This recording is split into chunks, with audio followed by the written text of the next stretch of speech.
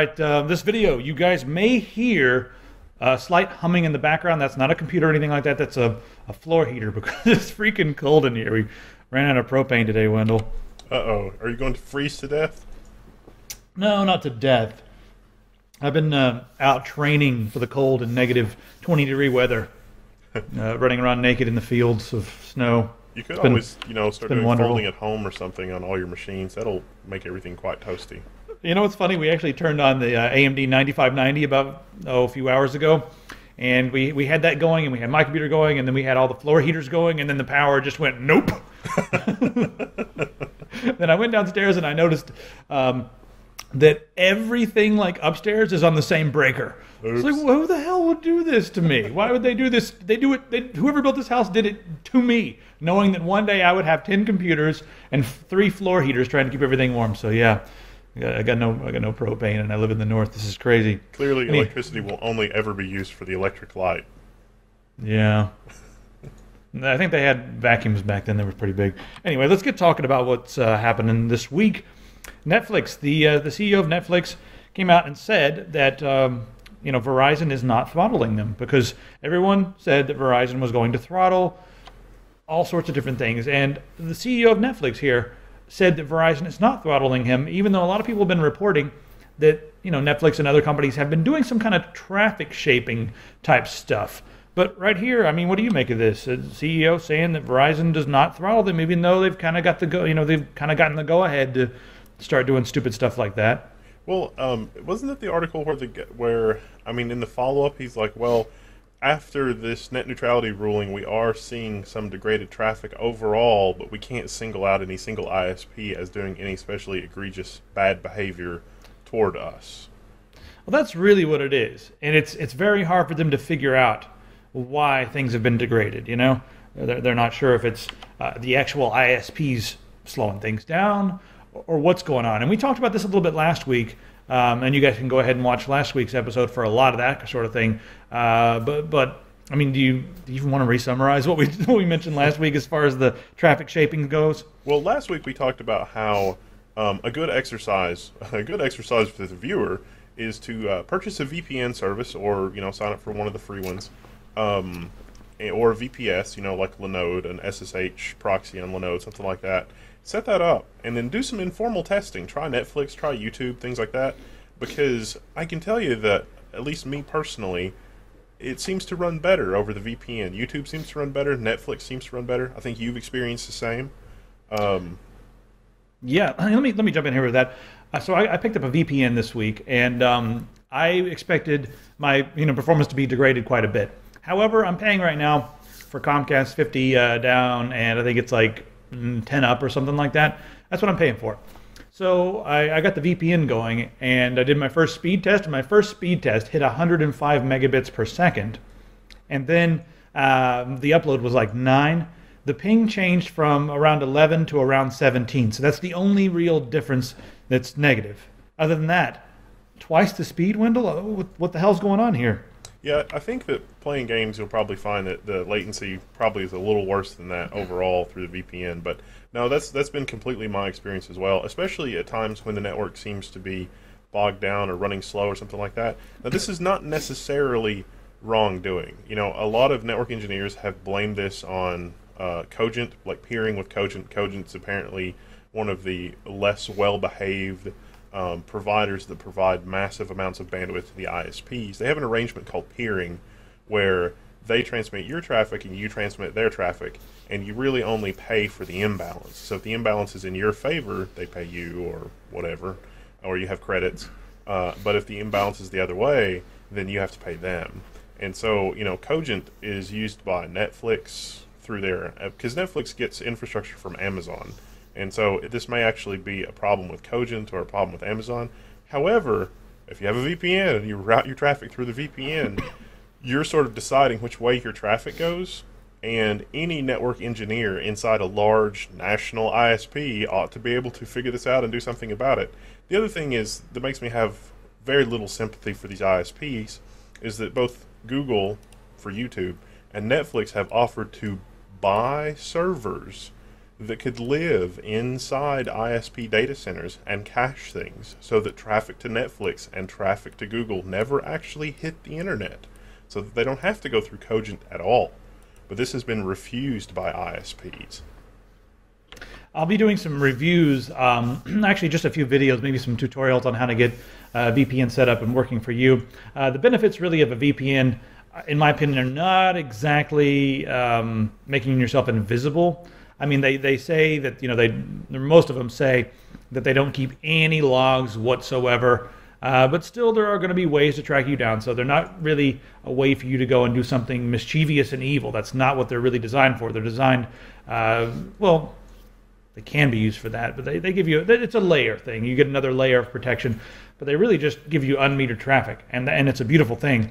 And I noticed immediately that my YouTube, now everything 1080p, I can hop around the videos, there's no stuttering whatsoever. So I'm just using it all the time. I thought I was only going to turn it on and off, here and there, but I'm just going to leave it on all the time. And I'll make some videos showing you guys what I'm using and how I'm using it, and also just some of the precautions you may want to take if you want to secure your connection. We'll make a few more videos like that.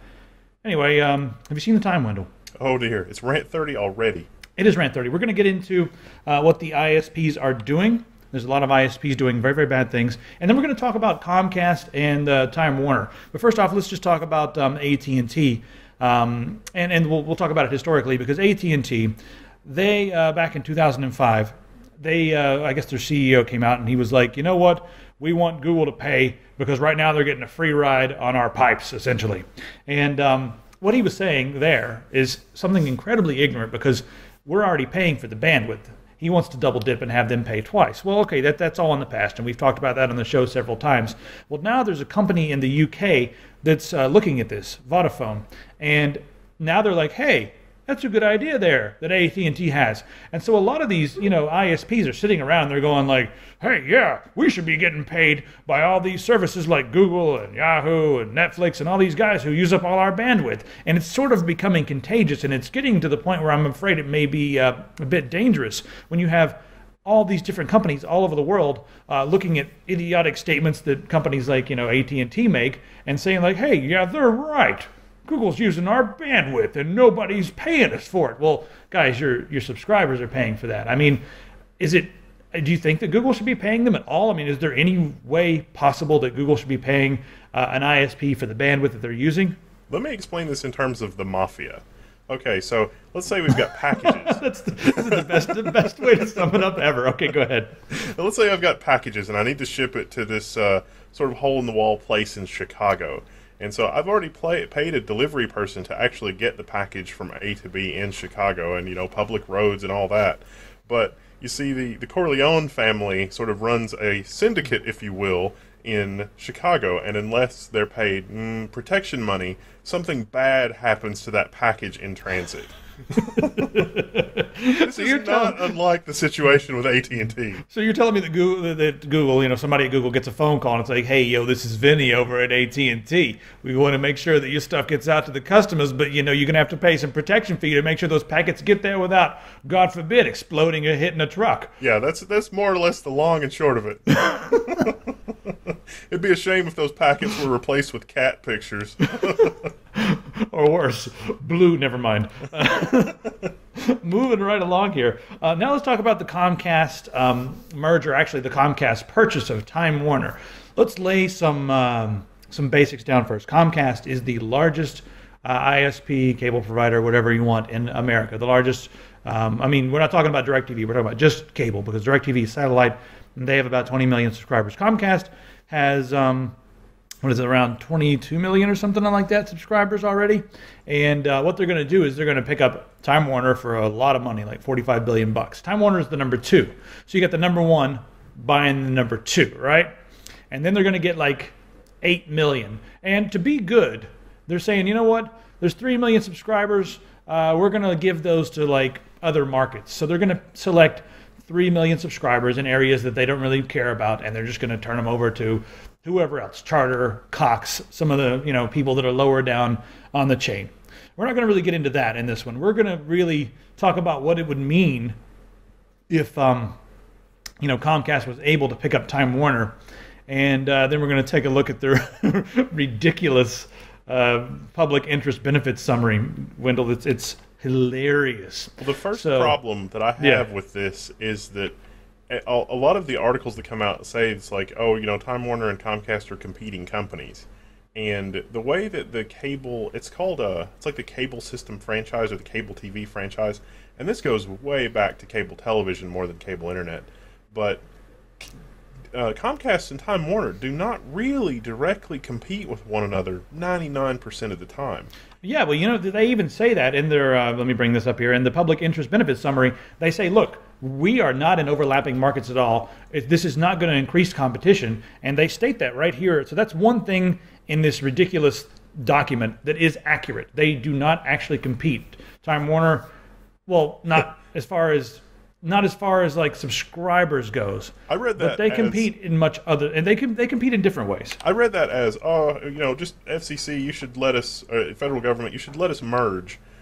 If for no other reason, then we've already done an end run around capitalism and competition, and the genie's already out of the bottle there. There's nothing you can do about it.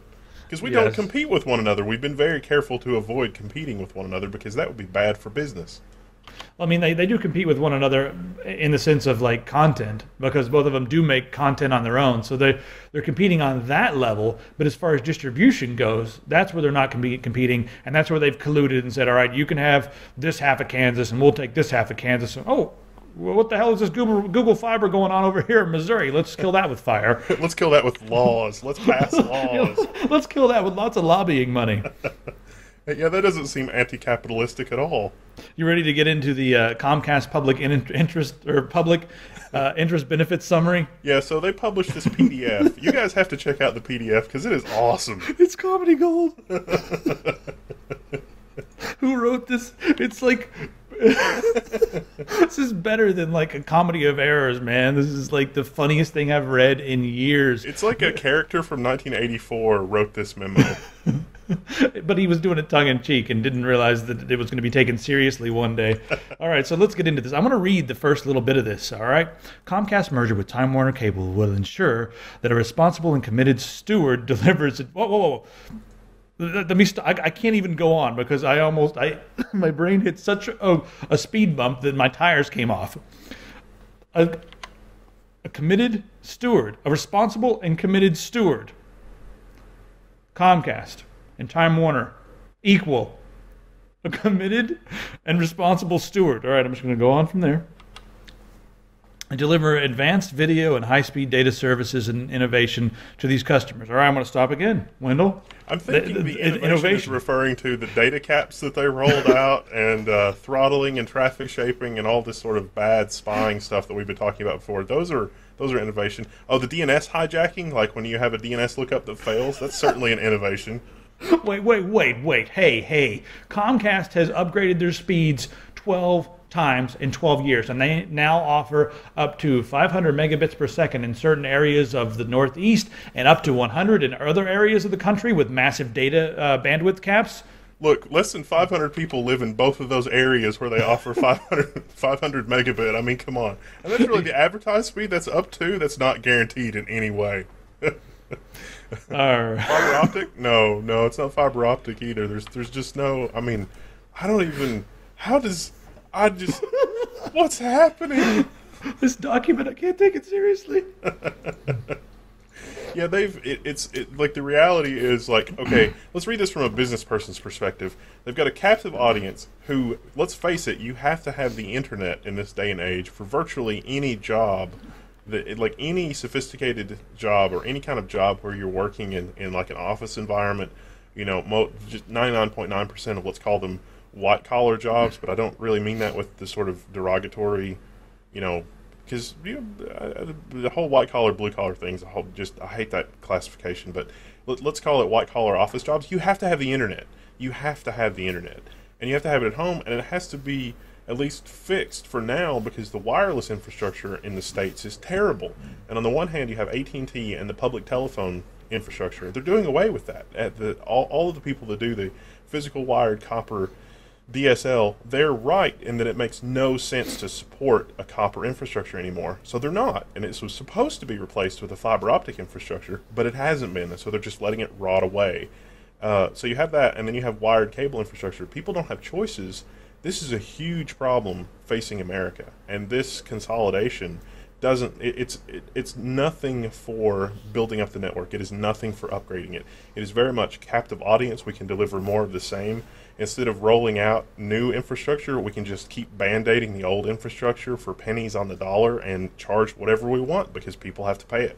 I don't see this leading to any innovation for anybody. That's the big problem here. This is really, really going to stifle innovation because there's going to be no motivation for them to upgrade, because there's no real competition anymore. They're saying that it's going to be good for competition.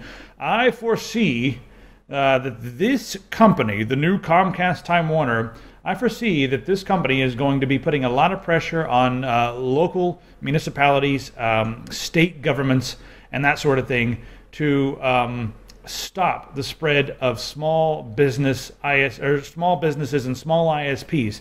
They really want to stop that. That's the one little thorn in their side right now. The companies that are coming out and delivering fiber speeds for $100 a month or $50 a month or even $40 a month. That is happening in some parts of the world, in some parts of the country, in Canada and other countries as well. There are small companies that are coming out and doing things like that.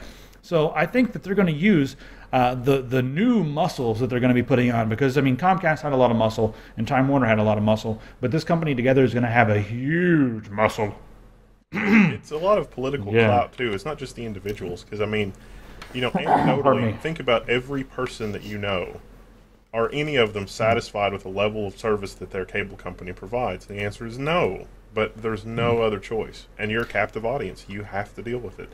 But the nice thing about the internet is that the internet is making it to where it's less of a captive audience. You could actually do without television now and not go insane. You could actually do without telephone service because maybe a cell phone option is an option there. But internet service, you really can't do without. And so I think that this merger also, there's a component of it that also serves to protect the old cable television monopoly, because Comcast owns Hulu, and Hulu's been very careful to avoid upsetting the apple cart of yore that deals with broadcast television and how that sort of thing works. And so that to me is collusion. That is already interference with how content is licensed and distributed, with how it's delivered. And those two things should absolutely be divorced from one another for antitrust concerns.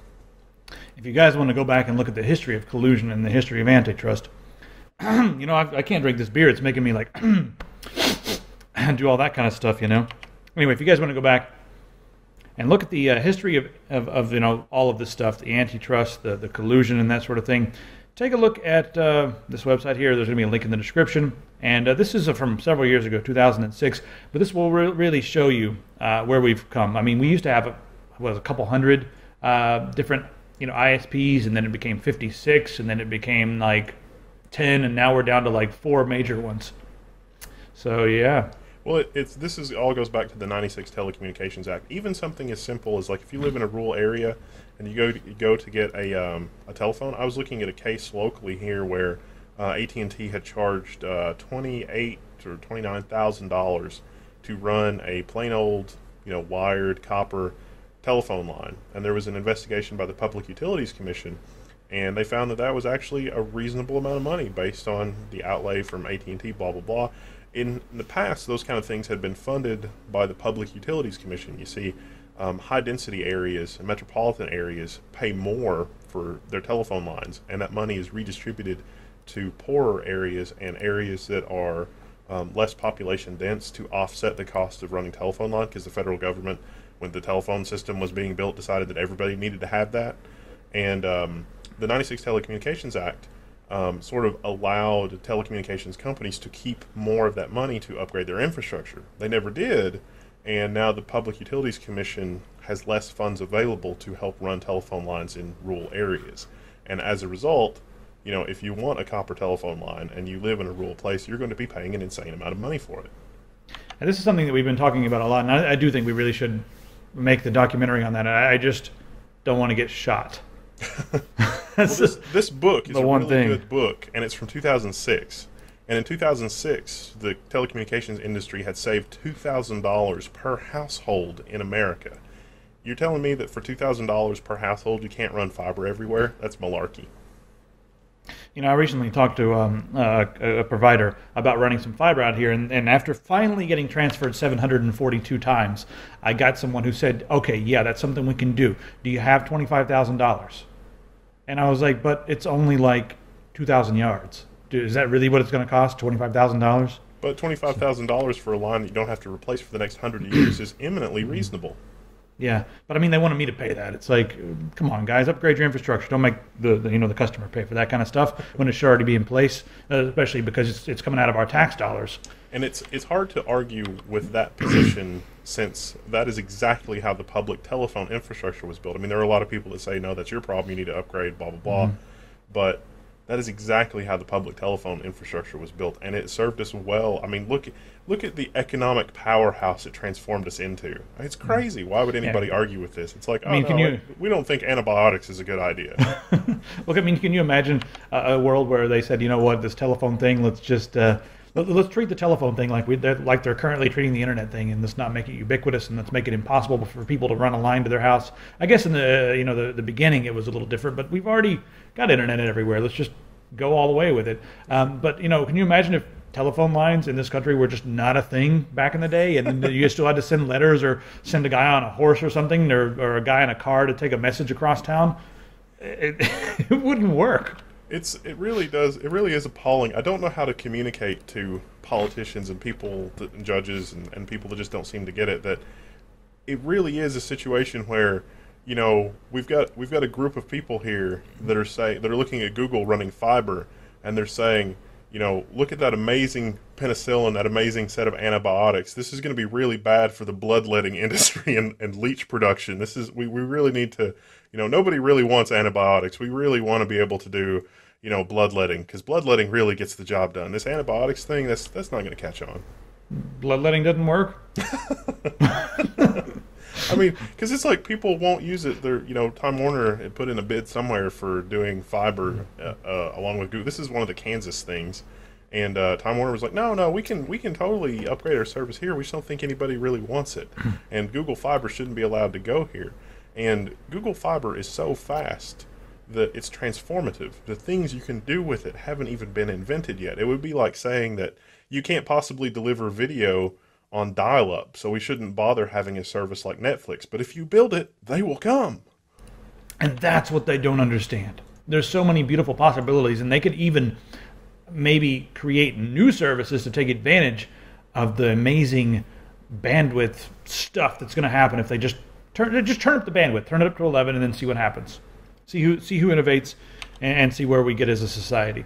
All right, you mentioned earlier some of the different phone companies that people are going to be able to rely on. Those Verizon here, they're a little bit scared of T-Mobile's new marketing campaign, even though T-Mobile's a much smaller company. And they said, you know what? Let's just do more of everything, more for everyone, more data, more whatever, more messaging. But here in their messaging, if you look at all of this stuff, I just said messaging twice in two different ways. I'm sorry, but here in their messaging, it doesn't really say how much more. It's just like, oh, you're going to maybe get twice as much, and maybe you're going to have a lot more stuff. And they don't say anything about the price, and that's why I don't really care at this point in time. If they give us twice as much for the same price, or maybe unlimited, hey, whatever happened to unlimited? Doesn't Verizon hate unlimited stuff? I think they do. All right. Mobile phones. We're still talking about mobile phones. Nokia is going to launch a smartphone with Android. With Android. Now, wait. This doesn't make any Android? sense. What the hell? What's going on? Didn't Microsoft just pick up Nokia? Yeah. I thought, But, I know Nokia already had a smartphone in development that was going to use Android, but, wouldn't Microsoft just look at that and be like, no, let's just cut that out because that's not going to move, that's not going to move our agenda forward because we're Windows Phone. What's the thinking here? Why would Microsoft allow Nokia to make an Android phone? I don't get it. Well, it's very bizarre, and, I don't really claim to know. Our American perspective on it is almost certainly completely wrong and in left field. And so I think the EU, my perception of how things are in the EU, is that Google is viewed very suspiciously. Google is not well trusted. I think the Nokia Lumia, the Microsoft phone, was actually very popular in the EU because it does a lot of cool stuff. It's not super privacy invading. You know, honestly, apples to apples, the Lumia 920 is not a terrible phone. It's really not. It's really not that bad. It's actually pretty good. So it was, I think it was really popular in Europe. The other type of phone that was really popular for Nokia was their lower end phones in emerging markets and things like that. And if you look at the graph of where Nokia's profits came from before the Microsoft buyout and before Elop did some crazy things, they were making a ton of money, not on their smartphones, but on their dumb phones. And so maybe Android is going to be the new dumb phone, running lower processors, lower RAM, things like that. Maybe that's what they're sort of positioning it as. But I don't know why Microsoft wouldn't the hardware is going to catch up. I don't know why they wouldn't have something like the immensely popular Lumia for that. But maybe they can get away with keyboard phones and things like that. I don't know. I mean, I don't know. I think what I think is going to happen right here?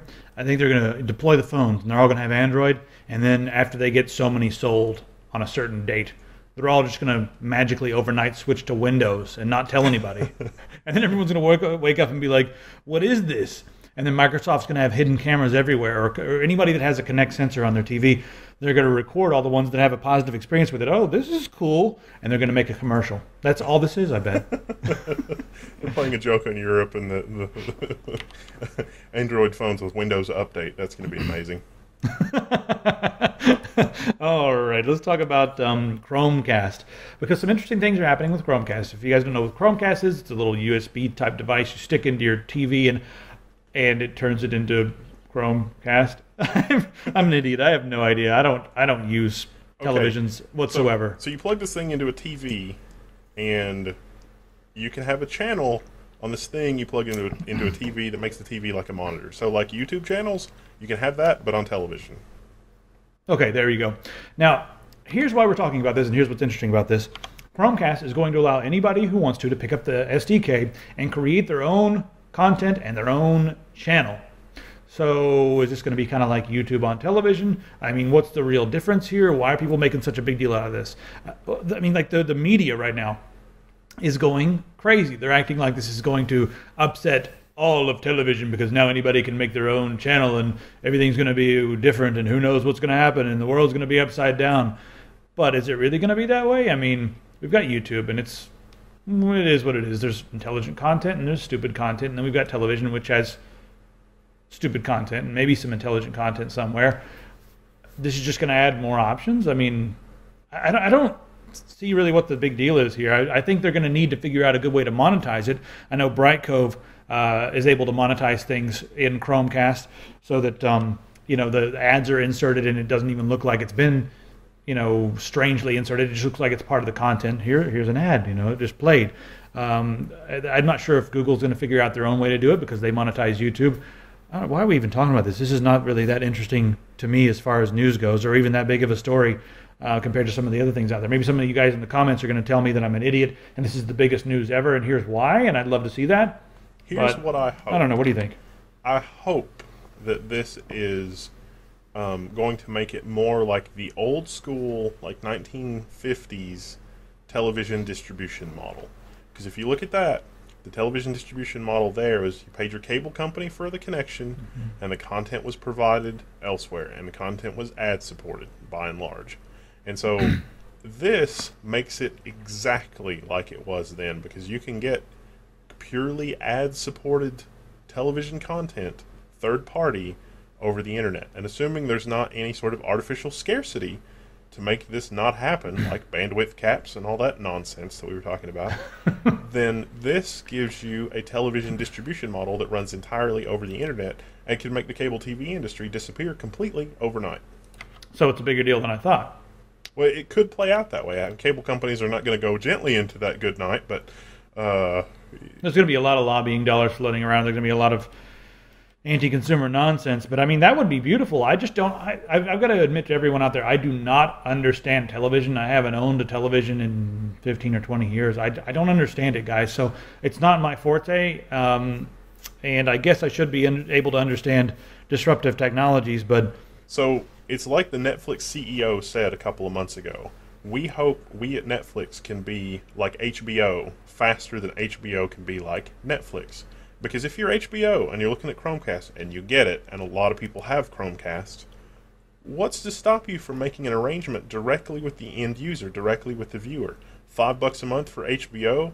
Hell yeah, why wouldn't you do that? That's less than I pay through cable television. You have zero distribution cost, and you have your own distribution network. You can get all that through Chromecast. Google's going to give you that for basically nothing. So why wouldn't you do that? You as HBO, all of the things being equal, why wouldn't you do that? That would be crazy. It's not ad supported. It's supported directly through revenues that you have. But, because this is an SDK, this is a software development kit, you can define it. If you're NBC or ABC or one of the networks and all of your money come from ads, why wouldn't you just add people more eyeballs that you're going to get more ads on? You would be crazy not to do that. Netflix has their own distribution system, and you have to go through Netflix. That's another middleman. You can maybe make the argument that you've got a middleman here with Google, but if they're building the platform, I think that's going to be much less of a middleman than any of the other options.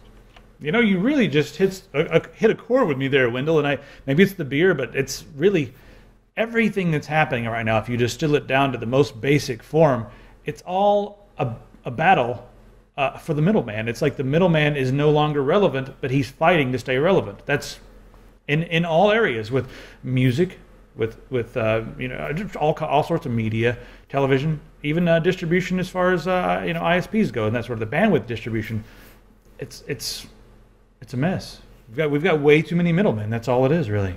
And so if this can be another step to removing a middleman, then I'm all for it. And you guys can say whatever you want in the comments, like, wow, we just saw an epiphany on the air, and this idiot should have known these things before he started talking about them and all that. But I don't understand television. I would be a terrible politician just because it's a technology I don't get. Well, I think it was a couple episodes ago that we said that, with my internet connection, I ought to be the one to decide what my quality of service rules are. But with AT&T wanting to do the double dip thing and having actually been caught double dipping on the wireless mobile networks with their television service versus the other IP television services and how much they charge for data and all that kind of thing, in that scenario, they are nothing more than middlemen that are interfering between the customer and a third-party transaction.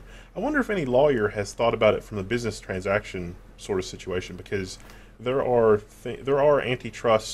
specific antitrust statutes, I think, for when you have a third party interfering with a business transaction between two individuals. I wonder if any lawyer has approached that from that angle, because if they start doing, like the Netflix throttling and things like that from that angle, that may have some legal teeth. Let's move on here and let's talk a little bit about Google. They're working on 10 gigabit internet speeds, and that's just another thing they're doing. And, there was already a company in the UK that's been testing out some 10 gigabit internet speeds, but it's all about enabling the end user to do whatever they want. And Google really wants to enable things like this. The UK experiment wasn't 10 gigabit; it was 1.7 terabit. Yeah, terabit. That's a different experiment. That's the one we talked about, I think, a week or two ago. And that's a bit ridiculous. It was between Ipswich and the UK, but there's already a company over there, I think, that's actually experimenting with just standard internet to the house for regular Joes for 10 gigabit speeds or whatever there. Well, 1 gigabit hardware is super commodity, and 10 gig hardware, a 10 gig Ethernet adapter is what, $150? Yeah, people, even if you get it to come into your house, it's not really going to do you any good, because your computers, I don't know of any computers that come with a 10 gig right out of the box. You're going to have to go out and buy a specialty expansion card or whatever for it. So, yeah. But hey, it's a look at the future. There are new computers today that come with crappy gigabit cards that can't manage full gigabit.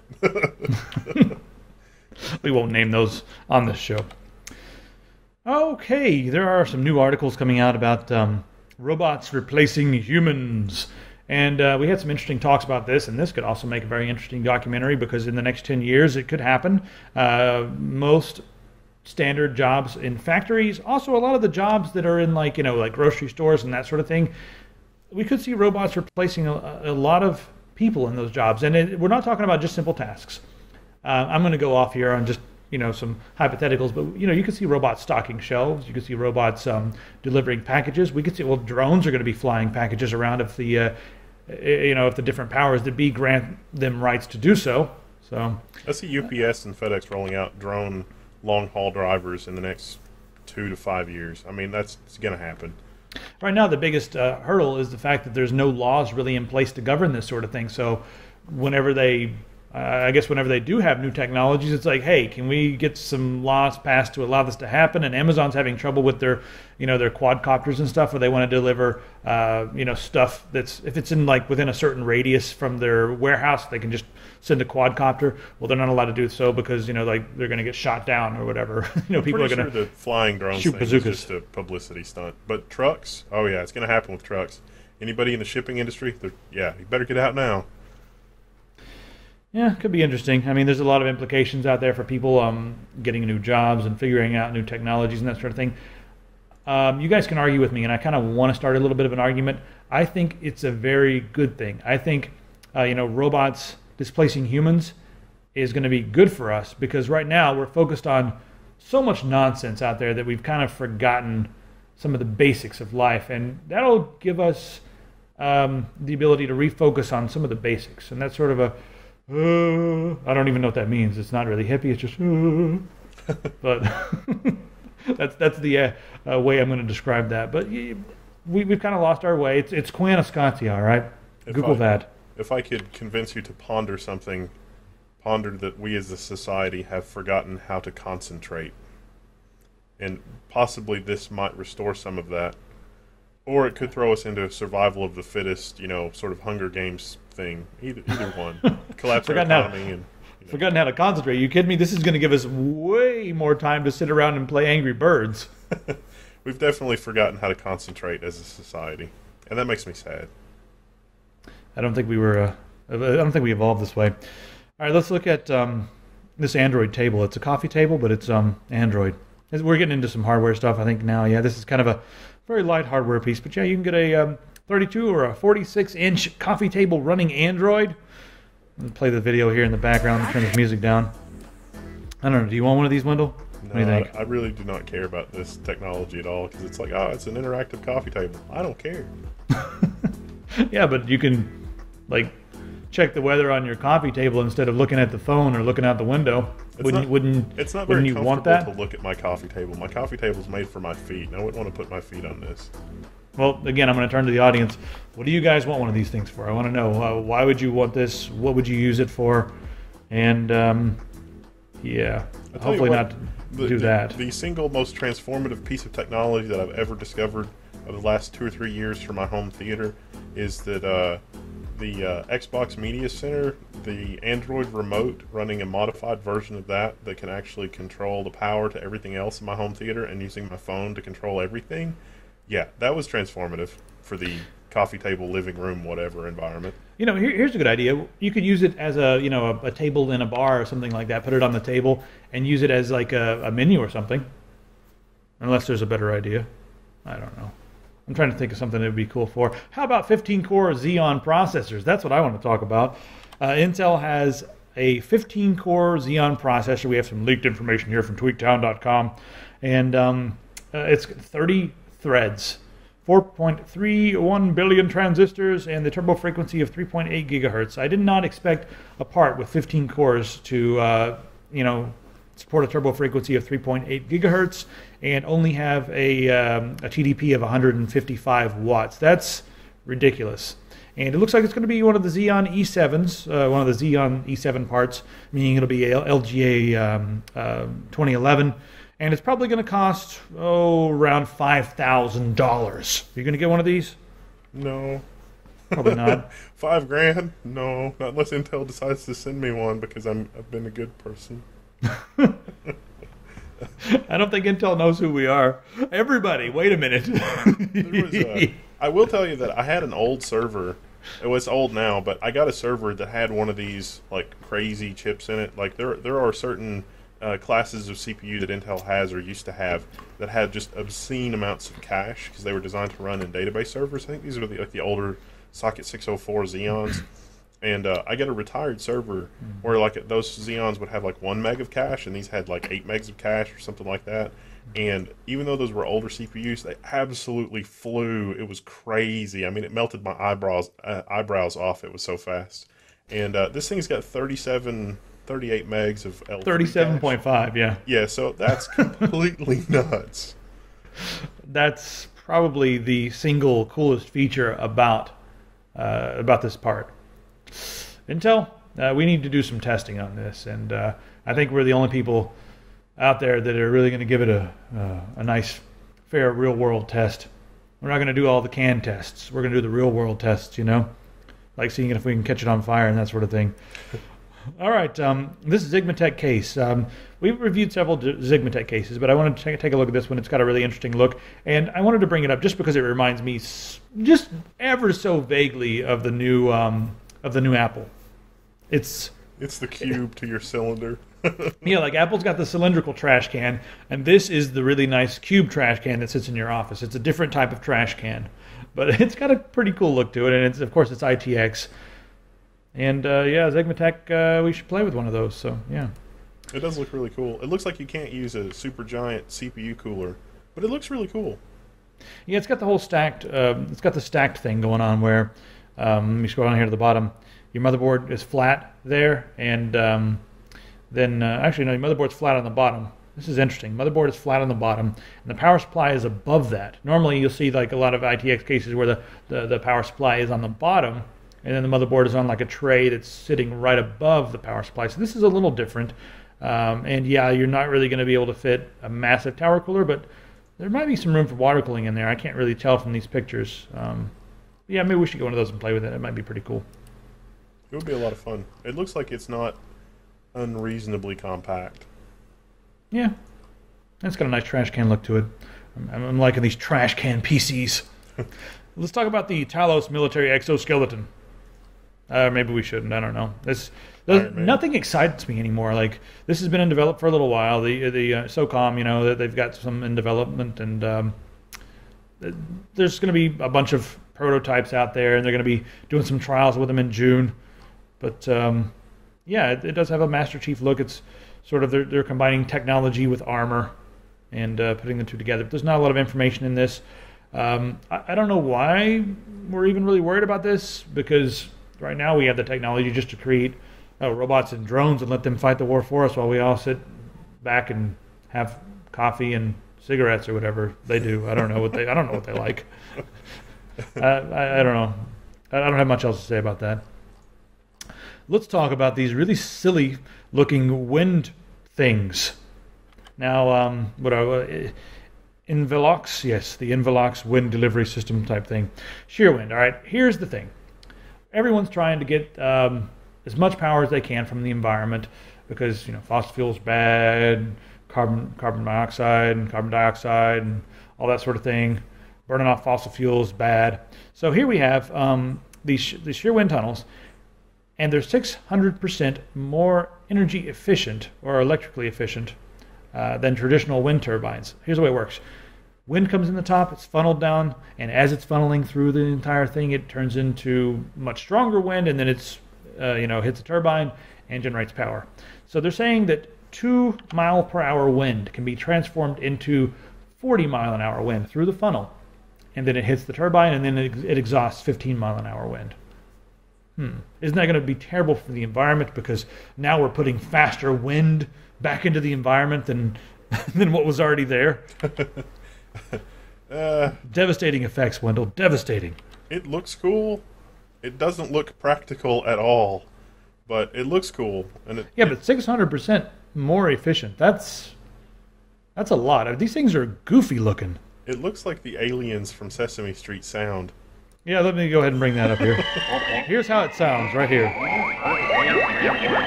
that's how it sounds. I don't know why I thought of that. My brain was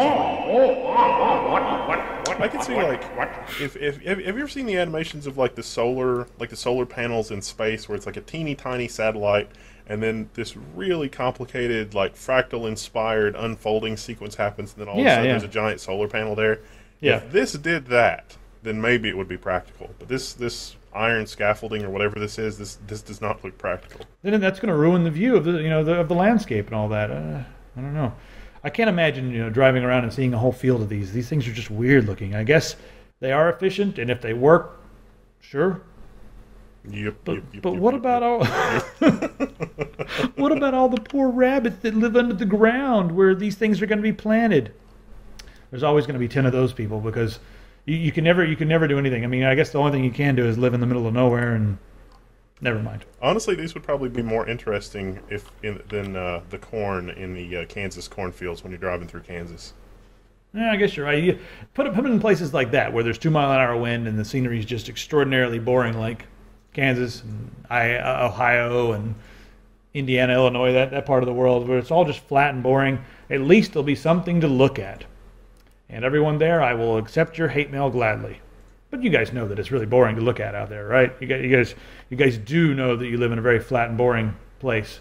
In 100,000 years, archaeologists will be figuring, what the heck were these things? What were they used for? I don't understand.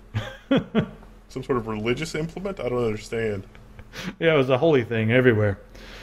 All right, let's talk about parallel universes. Astronomers, they believe they found the first evidence of other universes, and they found them in like these ripples in the microwave radiation, or the microwave waves and the radiation that floats out there. It's well, I'm not going to get into the actual article, but let's use this to go off on a tangent and just talk about something that's really not explored much in science fiction or in science, and that's that the first contact with another being could be this way, could be through another dimension. That seems a lot more plausible to me, Wendell. What do you think? Well, based on what they're saying here, that if other parallel universes exist and blah, blah, blah, this is all based on looking at the cosmic background radiation, too, and finding concentric circular patterns, which could be, something else, or, we don't know. But, consider the possibility that the first contact with an alien civilization that we have, what if it is through another dimension? Because we haven't really overcome sort of the classical limitations and classical communications, radio waves or light waves, to other solar systems or even other galaxies. But what if it's through another dimension? Because, the established laws of physics don't necessarily apply there, and something, else interesting there. That's not really been the premise for a lot of science fiction either. I think it's incredibly interesting. I mean, can you imagine, well, right now you just said we really can't go from A to B to fly light years and light years away to go talk to some other civilization. But what if there's a guy right now standing in the room with me, but I just can't see him because he's, in another dimension? Or, what if... Think about that while you're trying to sleep tonight. Unlike a lot of science fiction where life is imaginable, there's probably forms of life that we haven't even imagined that can exist, that live in another dimension, that are just completely... They're so far away from anything that we've ever thought of that it defies imagination. Yeah, hey, there's this animal over here, and it breathes lava and exhales grape Kool-Aid. I don't even think we'll have words for the things that it breathes and is made of. Yeah, you're probably right. See, I'm still thinking in normal terms. It's almost impossible to put yourself in a position where you can dream up something like that. Even some of the best science fiction writers, when people get into a craft and they fly to another planet and they land on the surface, they get out and there's trees every time. Well, no, I think it's more like explaining trees to an amoeba. Yeah. Well, I'm just saying, whenever you see science fiction, even Orson Scott Card, one of the great science fiction writers, even his work, there's in the Ender Saga, one of those books there's a tree that gives birth to pigs, and when they die, the pigs' organs are buried and they grow a new tree. But even that is still thinking, it's just taking stuff that we've seen with our own eyes and turning it into some new weird thing that it's not even that far-fetched. I don't know. Do you guys know of any science fiction out there that really, really goes out there and explores some of this stuff? I would love to read that. That'd be kind of cool. There were a couple episodes of Star Trek that had things like this, but it's not really. I mean, it's really hard to imagine, so it's really hard to depict in a science fiction way, and it's probably even harder to depict in any kind of way that would be interesting to a reader. You ever read any China Mieville? He wrote Perdido Street Station and a number of other things.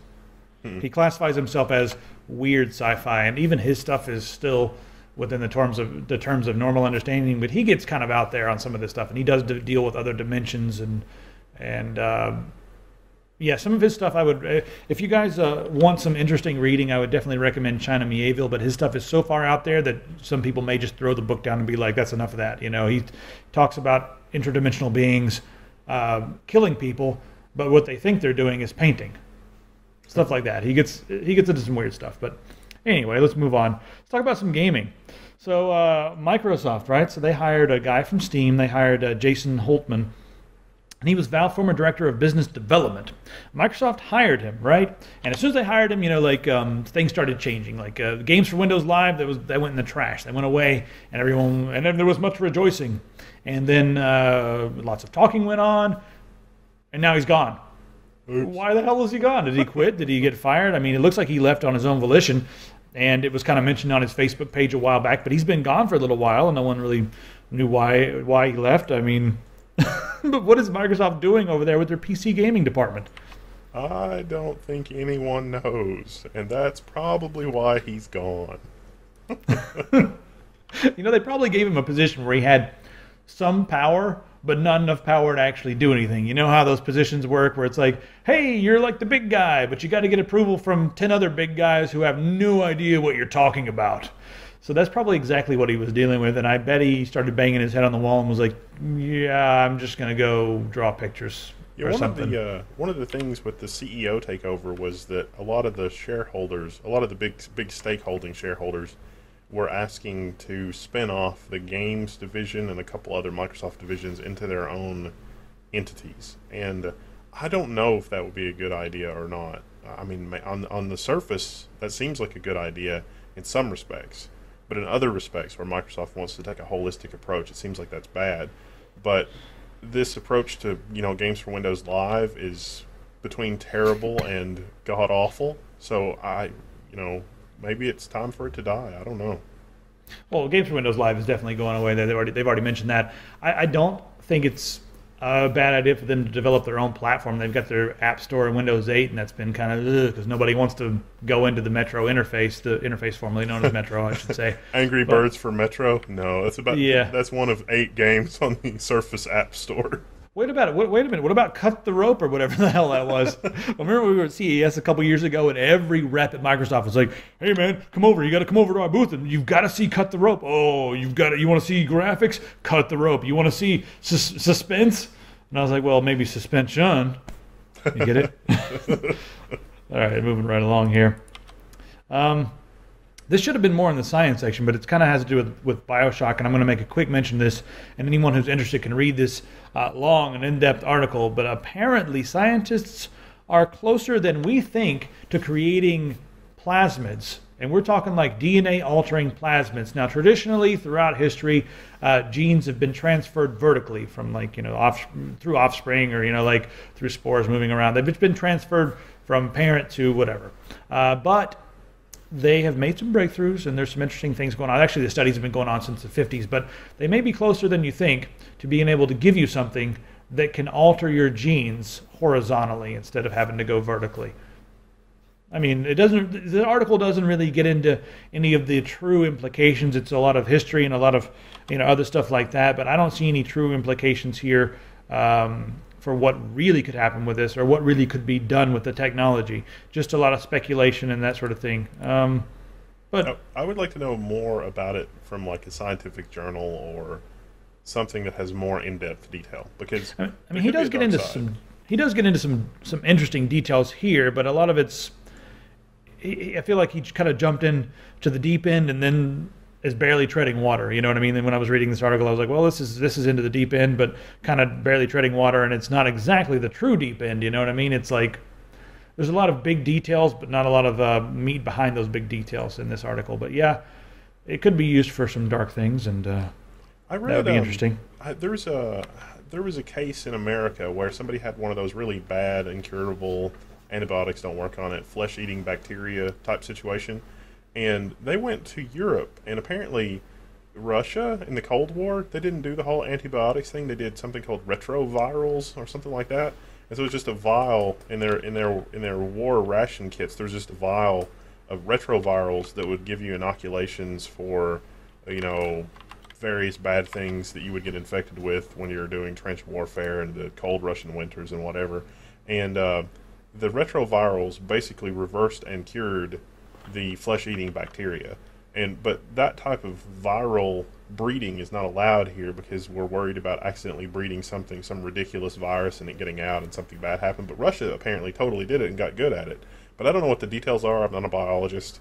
I'd love to read more about what exactly that is and how it works. I think we'll leave it there for now. Back on into some more gaming stuff here. Armor 3 has a new expansion coming out. It's a free DLC called the Zeus DLC, and it looks kind of interesting, and I like how PC Gamer framed this. They said it's kind of like taking D&D and mixing it with Arma 3, and they don't mean that in the senses that you're going to have like dragons and stuff flying around in Arma 3.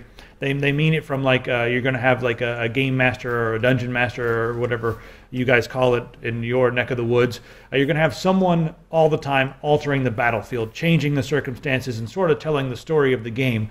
So it's going to create a new and exciting possibilities. Someone that can put up roadblocks while you're playing. I can actually play the video here and show you how it's going to look. But it's going to be a totally different experience for obviously the person who's controlling the game, the Zeus, if you will, and then it's going to be a very different experience for the people who are playing the game on the ground because things are going to be a lot more dynamic than they could be. I think it'll be an interesting new game mode and a good way to expand the gameplay of Arma 3. I don't play Arma that much. There's a lot of people who are hugely dedicated to it, but this is something that I am actually interested in. I might hop in there with Kane and Wendell if you want to hop in there, and Pistol, and everybody maybe try this out. I think it might be kind of fun. I don't know. Wasn't there a gameplay mechanic in Dark Souls that was like this? It was a console game, I think. I haven't played Dark Souls, so I can't speak to that. I can't speak to that effect. I don't know. I think that is one thing that has happened with a couple of different console games. I haven't played it either because it's a console game. But I heard that it had some kind of a feature like that where when you died, you could enter somebody else's game and sort of mess with them. Yeah, I don't know. You want to talk about Steam tags? Have you seen Steam tags? I haven't. I don't understand exactly what's going on with I mean, I understand that people are trolling them, but I don't really understand what the goal was when they added them. I don't either. I think they just were like, someone was like, hey man, tags are cool, and people like 1 or 2 word phrases that can quickly summarize things, but I don't think they ever envisioned this. Here's what they did. They allowed people on Steam to go on, and I'm sure all you guys already know this because most of you guys are on Steam, but they allow people to go on and start tagging games with whatever they wanted to. There's no limit. You can say whatever you want. And it's been a terribly bad experience because the most popular tags rise to the top. So let's take a look here at Gone Home, a game that was hailed by many publications as the game of the year. Very, very good game, yes indeed. Many hipster publications called this the game of the year. So anyway, here we have the most popular user-defined tags for this product. Not a game. Walking simulator. Bad. Feminist. Those are the top user-defined tags for this product. And I talked to Pistol. I said, was this a feminist game? She said, no, not really a feminist game. It's just a first-world problem, angsty teenager type game. I was like, oh, okay, that makes sense. I didn't see first world problem, angsty teenager, but if you bring up the list of all of them, they're just like, there's nothing good until about 9 or 10 entries in, and then it's like narrative, atmospheric, first person. But yeah, let's take a look at some other ones just for the hell of it. I don't know. Let's just click on one here.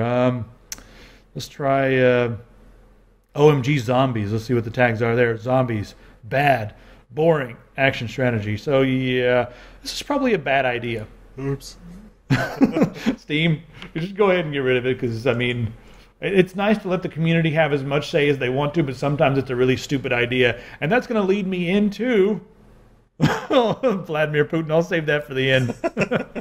Wendell, I kind of want to talk about the Cynical Brit for a minute. You sent me a link earlier to Total Biscuit and his deep sadness. And no, we shouldn't, because that's just going to encourage the trolls. I know, but I want to say something to Total Brit here, and I don't really care about the trolls. That's something that it's not that I've got it figured out. It's just that I really don't care, and I wish he didn't care because I see a guy who's trying to do a thing, and now he hates his job. He said in the thing on if you go to the Reddit thing here, I can't find the article. I forgot where it was. It's somewhere on here, but anyway, he hopped on and said why he doesn't participate in his own subreddit anymore, and he tries to ignore all YouTube comments, and he doesn't look at his Twitter page anymore. He doesn't seem to be able to look at the harsh comments. It's like, people tell him you should get thick skin, but it turns out to be death by 1,000 cuts. And Total Biscuit, if you're watching this, which you probably are not watching this, I've got something to say to you, dude. Listen, there's a lot of morons out there, and the bigger you get, the more morons you're going to attract. And the morons always seem to have the louder voice. And who gives a whatever about the morons, man? You're going to get some really good constructive criticism that you should probably heed, but a lot of that's going to be more scientific and more intelligent. Just look for that stuff. And the rest of it that's just, like, hey, jackass, I'm glad your hair's turning gray and that sort of thing. And, oh, by the way, in this game, you said that the lead character had blue shoes. It's actually fuchsia. I mean, it's not even that you need to grow thick skin. It's just that you need to stop caring, dude. Just stop caring and make videos and have fun. That's kind of what I do. I don't know. I don't know if he's going to watch this or not. And Total Biscuit, I got to level with you, man. I'm not even a huge fan or anything like that. I watch some of your videos here and there, and I don't think they're bad by any stretch of the imagination. It's just, it's not my thing. I'll go out and play the game myself, or somebody will gift me the game or tell me it's good. I just don't have time to watch a lot of videos, but it's really helpful for a lot of people who are looking for a quick idea of what a game is. I don't know, man. Just stop caring. I don't know. Can people stop caring? Is that something they can do? I'm not even on the screen right now. I should care more about pushing that. This is the end of the video. You guys can probably tune out at any time. No, it's not. I don't know. It's hard not to care sometimes because people are insane. And you look at it and it's like, this seems rational, but then I'm spending clock cycles on it. And that's the very definition of a troll to me, because it's like, they've made me enter an infinite loop. I don't want to deal with that. Why? Yeah, I used to kind of get into that too. And a lot of it's not, I wouldn't feel sad or anything like that. Sometimes I'd look at it and I would get almost frustrated because I'm like, no, I want this person to be better, and I want them to understand these things, and I want them to stop being ignorant about this subject, so I will provide them with some information. But that never works. Almost, I'd say 9 times out of 9, that does not work. So you just have to walk away and be like, some people are stupid. I'm stupid in some areas myself, but some people are very stupid, and you can see this person is stupid, and they are just happy being stupid. And there's a lot of trolls who are going to complain about everything. They're going to complain that you are doing well. That's another thing that you see a lot of. Hey, this guy's getting a lot of hits. He's just an ass. Well, or whatever. There was that article that came out that said that a lot of people believe in astrology, and take it. Oh, not a lot of people believe that astrology has a scientific basis, and I think that this is a classic example of one of those situations where ignorance should not be allowed to fester. We're here to tell you that no, in fact, that is not actually a science at all, and anyone that thinks it is should be gently but firmly corrected. And allowing ignorance to fester really just, you enter a situation where my informed opinion is as good as your uninformed opinion, or my argument supported by facts and peer-reviewed journals is as good as your off-the-cuff way that you think that it should be. Well, we saw some of that recently, but I'm not going to mention where that came from, but you guys can in the comments. So that should not be allowed to fester. I mean, we as a group should sort of root that out. I mean, good debate is part of the human experience. We all love a good debate. We don't like trolling, and there is a difference. I mean, you can answer them one time. And I want to talk to some of the people on our forum, because there's been some trolls on the forum and all that sort of thing. And I see that it becomes an infinite loop, and then it just gets worse and worse and worse until it becomes, who can post the nastiest picture type of thing. But it started with something interesting, or something kind of interesting. Correct them once and then ignore them. If they don't have enough sense to heed good advice, there is no sense in you wasting time. And I get emails like, hey man, you've got to do something about this. No, I don't have to do anything about this. I would like to ignore that, because wasting time on that is not worth anybody's time. So just don't waste time on the idiots. Have fun and live, man. That's all there is to it. So yeah, that's the end of the show here. I'm just going to go ahead and play this game here, This is a great game, Wendell. Oh God. I've never played Flappy Bird. I never did either. I didn't even download it. Yeah, this makes me very happy. Putin. Wow. This is really putting things in perspective for me. I'm pretty good at this. Oh, yeah. Oh, I've died. That's the end of the video, so subscribe.